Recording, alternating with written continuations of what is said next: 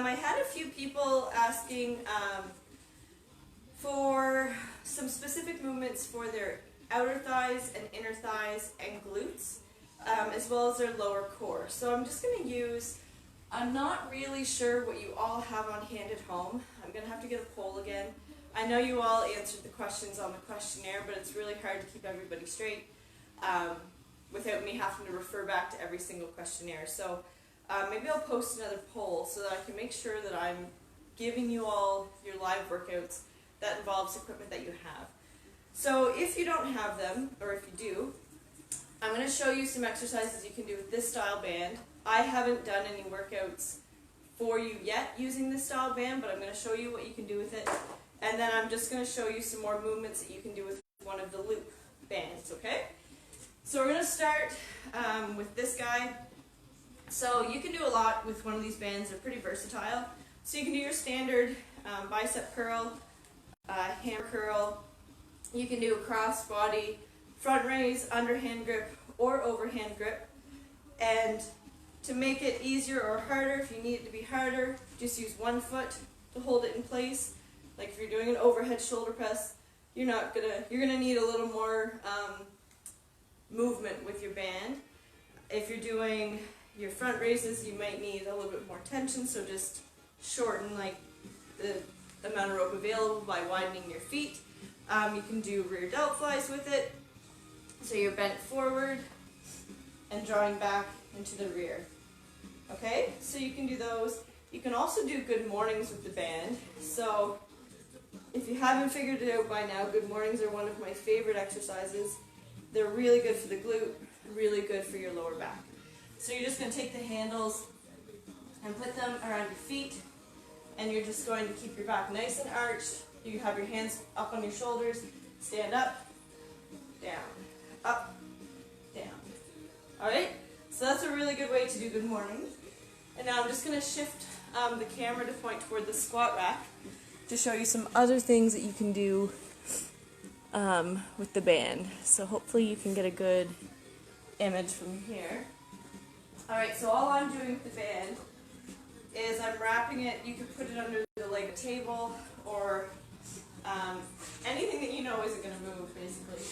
So I'm just latching it on to the handle I have on my machine here. So you can put it between your legs, and you can do deadlifts coming straight up, and you can do them, of course, with your feet together, and up, up. You can also do it with it wrapped around your waist. So just squat down a little bit, and you can shoot your hips forward. Okay? Like this, and then that way you can also do single leg movements as well. So you can be hinging forward and shooting upward with this around your hips. So some other exercises you can do with it. You can also do lying hamstring curls. This will just take me a minute to get set up. So you need to really figure out where the tension needs to be. So you're just keeping that leg curled, and then extend it down and come back up. Down, come back up. You can do it with two legs. See if I can get my feet in there. There we go. So I like to kind of widen my feet a little bit just so the band doesn't come out. Lower down and come up. Come up. Now I'm going to move the camera for this one. You can also do lying leg extensions using the bands, which is kind of cool because the leg extension is probably the hardest thing to, let's see if I can even show you. There, it's hard with the lighting out here. Alright, so I'm just going to lay on my back. But a leg extension is one of the hardest movements to do without a gym. So I really hope you can see me. So what I'm doing with the band is I'm pulling it out, and then I'm going to twist it and put it around my toe. Okay? So then I'm just going to find the resistance that I need, and you're going to extend up and lower down. Up, down, and then you'll just switch legs. Alright, so you can do that with the band. Let's see. So I'm going to move you back over here again. And hopefully you can see me. Alright, so now I'm going to move on to, I guess some other things that you can do with this too. So you can also do your kickbacks with it. So if you put your foot in the cable, then you can just kick back and move over. I've got the camera facing me, so I can't actually see myself. So hopefully you can see me. So you're just kicking back, or you can lift up, whichever you prefer. You can also do it, let's see, this one might be a little finicky, but I know it's possible. If you put it through your foot,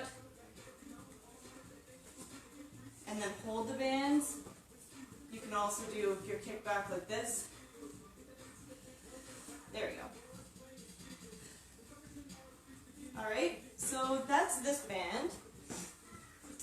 So now with this guy, I know a lot of you, one area that you really want focus on is your outer glutes, or your glutes in general. So you want that nice curve here, but you also want to have the upper shelf of your glute. So that's why you see me doing a lot of good mornings, Supermans. The donkey kicks are really, really good for that upper glute. The fire hydrants are really good for your outer glute, as are those the donkey kicks where you're down like this and you're tapping your toes side to side. I haven't done them this week, but I've done them a lot in the past. So those are really good movements that you can do, and you don't even need a piece of equipment. But if you have the loop band, some other things you can do targeting your glutes are the squat jacks that we did a few times this week. So you're squatting down, jumping in, jumping out. Okay? Those are excellent for that outer glute, and also for the lower glute. Some other things you can do with the band are your abductors for your outer thigh, so your core is tight and you're lifting straight up. And then to get that inner thigh, you're going to just cross over in front of your body with your foot slightly turned out. It's not a big movement. And then again with this band, you can just put it at your arch and you can do your kickback.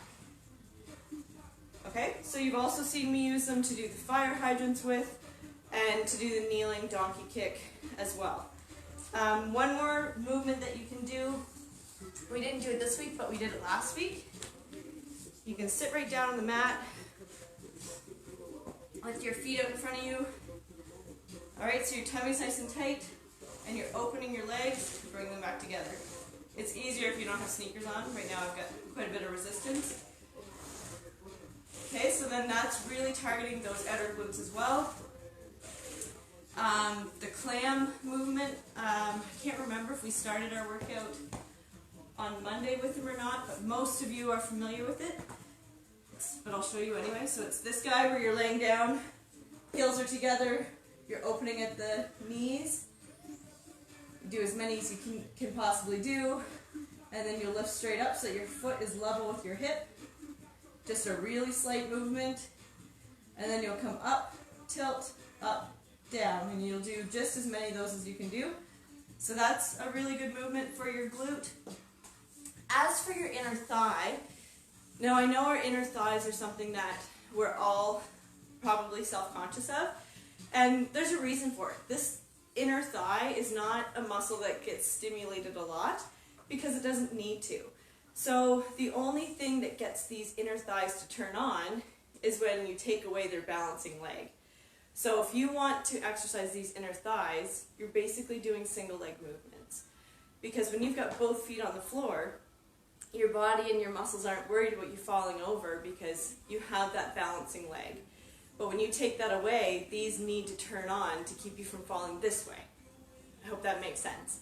So movements that you see me do a lot of are the single leg deadlift, or the sit to stand using the chair, or the reverse pistol squat where you're sitting down and you stand up using one leg, or the full pistol squat where you're squatting down. Those are really good for your inner thigh. Other movements that are good are the split squat. I haven't done them in this group because I personally don't like them, but that's just a me thing. So you do them by putting your back leg up and you're basically doing a single leg lunge. Those are excellent for your inner thighs, but they can be really hard on your knees because this is a really hard really vulnerable position for your knee. So I don't do them a lot because there's just a high risk of injury, but those are an option as well. Otherwise, also this one was another really good outer glute movement, so you're squatting and you're tapping. Alright, so hopefully that is helpful. As far as the lower abdomen tightening goes, a lot of the movements we've been doing are actually targeting your lower abdominal area. So lying leg raises are really good, but they can be pretty intense. If they're so intense that when you're lowering your legs, your back is arching, then you're actually not even engaging your lower core. Your lower back is doing all of the work. So when you're doing those lying leg raises, you want to make sure that you're only lowering your legs as far as your back stays flat to the floor. Alright? So the next time you're doing a core workout, I want you to really focus on your back. Is it staying flat on the floor, or are you arching your back to get those legs brought up? If you're arching your back, try only lowering your legs to like 45 degrees instead of lowering them the whole, or you know what I mean, just lower them less. Single leg raises are still really good for that lower abdominal cavity, and they're a little bit less intense than the double leg movement. So if you find the single leg movements are also still making your back arch off the floor, just bend that other leg. So instead of doing your leg raises like this, maybe it means bending that leg in and doing them like this. Alright? And then the exercise that we did, where you have your feet elevated on either an exercise ball or just crossed, and you're crunching up. That style of movement is forcing your legs to come in toward your abdomen and therefore targeting your lower core. So hopefully these tips help. Check out the new program I posted. I think it'll be a little less intimidating for you all. And I put in the weather for you all, so please feel free to print it off and adjust the weather as you progress through the week. But the weather is great to kind of pick when you're going outside for your physical activity. And I also put in other options for you. So some people were finding they weren't training with weights enough. So I added in an extra 2 weight stays for you. I won't be doing them live, but I will certainly provide a demo for you because I'm going to be doing those workouts too. So if you want a demo, just comment either on this video or in the group to say, hey, I have no idea what this exercise is on the Tuesday workout, can you give me a demo? Otherwise, it's Friday, right? Yes. Have a great Friday, everybody.